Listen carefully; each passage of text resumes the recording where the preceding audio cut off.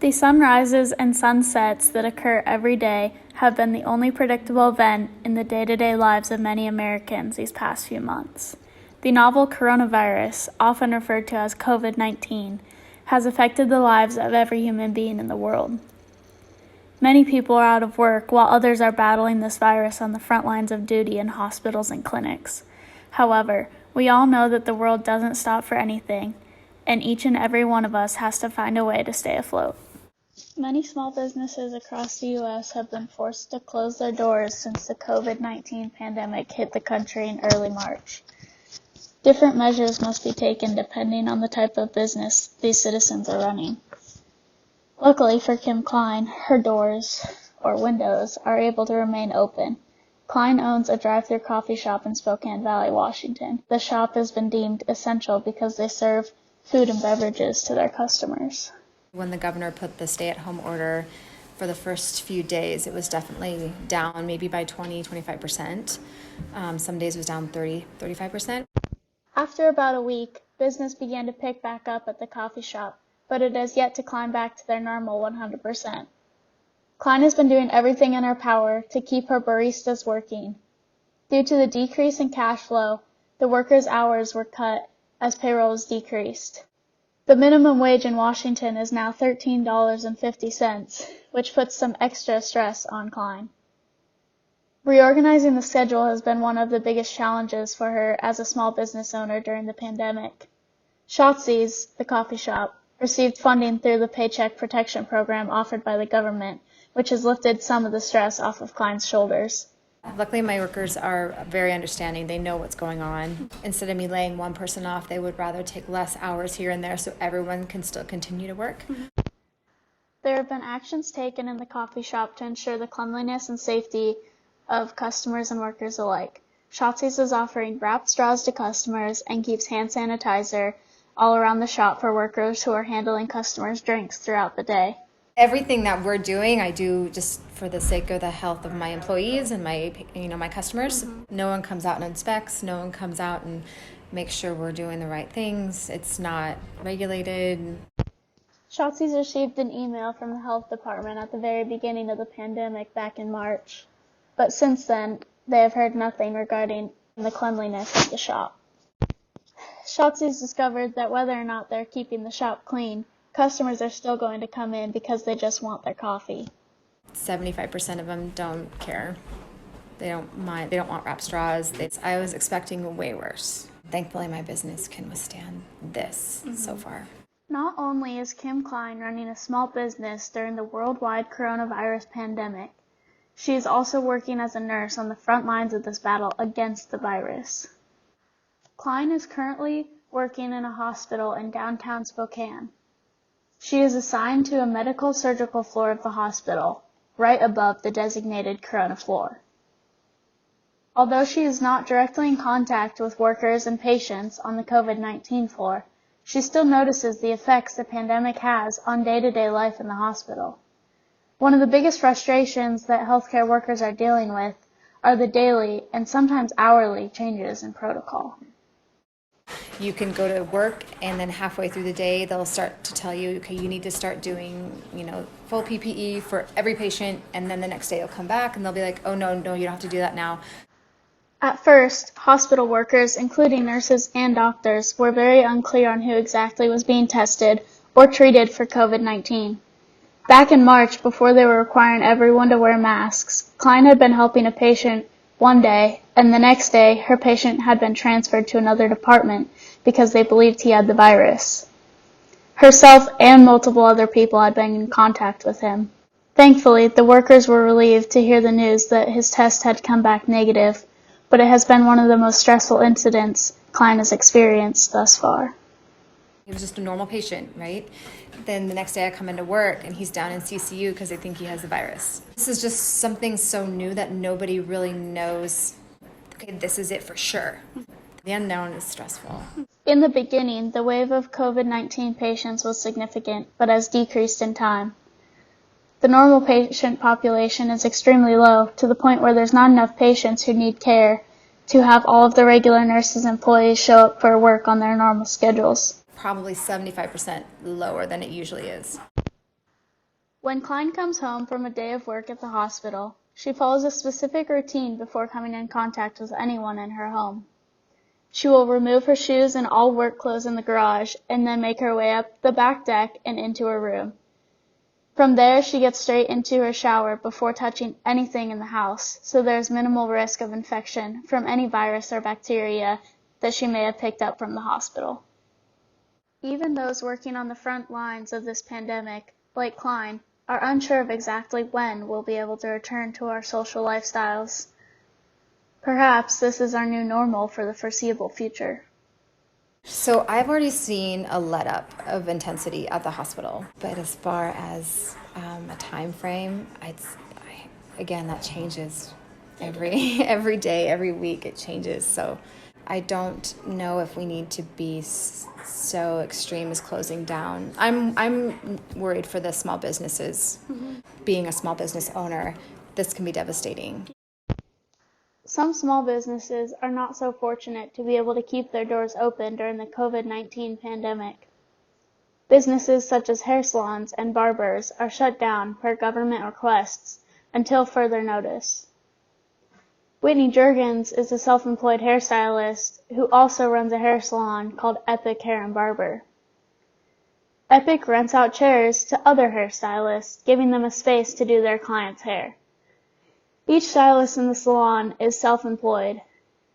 The girls sell product that the salon carries to their clients and receive commission for their sales. The rest goes straight to Epic so that they can buy more product. Juergens is mom to 3 young boys, including a first grader, a kindergartner, and a 9-month-old baby. She must deal with helping them through their schoolwork while also focusing on ways to keep her business afloat. I'm actually out a big chunk of money because I'm paying their rent for them. So it's been stressing, and it's hard because I'm also losing money on retail on the side. But that's starting to ramp up because we're starting up an online retail website. Juergens is also going to be offering $10 gift cards for services by herself in the future to those customers and clients who support her during this time by purchasing product online.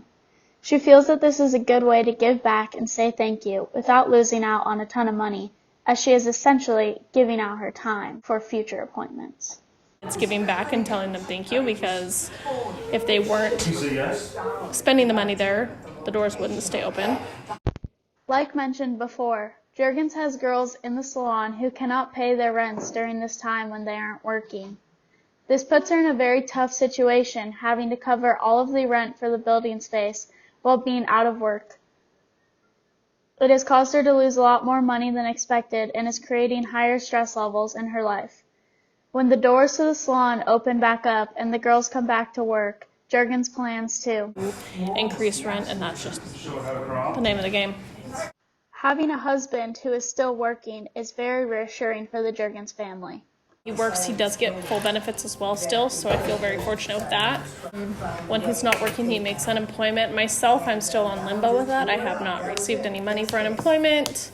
I have applied for grants and loans assistance, but I've not received any information on that, so I think a lot of the unknown on that makes it very difficult.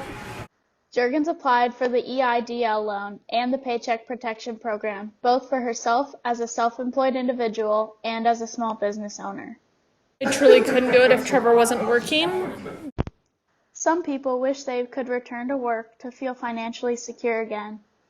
Others just miss the relationships, connections, and daily interactions they have with their customers, coworkers, and clients. The biggest shift for Juergens has been the absence of social interaction in her daily life. It's not necessarily about making the money. It's more about the relationships that you miss and the support system you have around you all the time. I have relationships and good friendships with my clients. They are family, and if you're doing hair just to make money, then you probably don't have that connection. You probably don't miss that. You probably do just miss the money. But for me, no. Relationships will exceed over money for me. Social distancing is hard. It is hard to go without our normal interactions, and we miss our friends and family. Although we have proven to ourselves and the world that it is possible, it's hard to say how long we will be able to keep this up for. After all, it is human nature to be social. It goes day by day. One minute I'm like, you know what, this is a cool thing, and next minute I'm like, oh my gosh. how long is it going to go? I think that's the more of the worry is everybody wants to know how long. Not only is it hard to tell how long we as humans will be able to withstand social distancing, but also how long will our small businesses be able to keep their heads above water without their normal cash flows. Trevor Jurgens is an owner of Epic Hair and Barber alongside his wife, Whitney. They understand the difficulties and struggles of running a non-essential business while a pandemic sweeps across the world. The U.S. government has put orders on small businesses who are non-essential to remain closed for the foreseeable future. There is no telling when these orders may be lifted and non-essential businesses can return to their normal practices. Well, you're kind of just forced to do it by the government. You know, you can't be in business. Your doors can't be open to people. There's grants and everything to help you along, but that's not going to last forever. That's just a Band-Aid. Companies need cash flow to be able to thrive. If or when Epic runs out of funds to stay afloat, the owners are open to seriously considering reopening their doors to business again. Whether or not the government gives the okay, it is one option Epic's owners may turn to if needed. First of all, it's unconstitutional. They can't tell private businesses if they can or can't be open. So I would consider it. Absolutely. Trevor Jurgens isn't set on looking too far into the future, and there is something we all could take from that outlook. Taking what we're given and dealing with the problems as they arise is very important, especially during this unprecedented time. He is now the only member in their family with an income. However, he remains unworried. Just one punch at a time. Always found a way to make ends meet, so I don't doubt myself now. It's just making it extremely hard to do so. Trevor's an electrician and works for Power City Electric in Spokane, Washington. He works with the Signal and Light Department doing roadway infrastructure work. He is considered an essential worker. The interaction with the shop when he does go into work is very limited. He is essentially working on call. Not full-time, but not part-time either. If I need to go to work, I go, and however long it takes, it takes. In the first 2 weeks of the shutdown, Trevor filed for unemployment, but now the government has contractors Pay their workers their full benefit, like their full package, no matter if they're sitting at home or working. Power City Electric is a relatively large essential company in Spokane. Nichols Kovich Engineering, on the other hand, is a small engineering firm with only 5 employees. Susan Kovich owns and runs the business and has also been deemed essential by the government. Nichols Kovich Engineering designs, drafts, and inspects bridges all across the Pacific Northwest. When the effects of COVID-19 began getting serious in the U.S., Kovich had to cut hours of her employees because there wasn't enough money being generated by the business to continue paying the workers full-time. And there weren't enough projects for her employees to spend their full 40 hours a week on. Business for Nichols Kovich Engineering is relatively slow these days compared to what their load consisted of 2 months ago. Kovich applied for the Small Business Paycheck Protection Program in hopes that she wouldn't have to cut too many hours from her employees. Thankfully, they were granted the loan, which allows them to return back to semi-normal weekly work hours. Definitely allows us to just kind of return to levels for the foreseeable future, like pre-COVID-19 working levels. All employees at the engineering firm are upholding the social distancing and stay-at-home practices by working from their respective homes instead of in the office. Kovich is the only one who works from the office, as she must be there to receive phone calls from clients. Without being able to see your workers face-to-face, it has changed the way the business operates in some respects, and also makes it much more difficult to work at their normal pace. We're basically having to kind of save up to talk at certain times. Right. And it just makes it harder to communicate. It's just that barrier. Just like most small businesses right now, Kovich is worried and unsure about what the future might hold. Projects and assignments they had been working on prior to the COVID-19 breakout are continuing on through the chaos. Nichols Kovich Engineering employees have work right now, But for how long will they have projects to work on?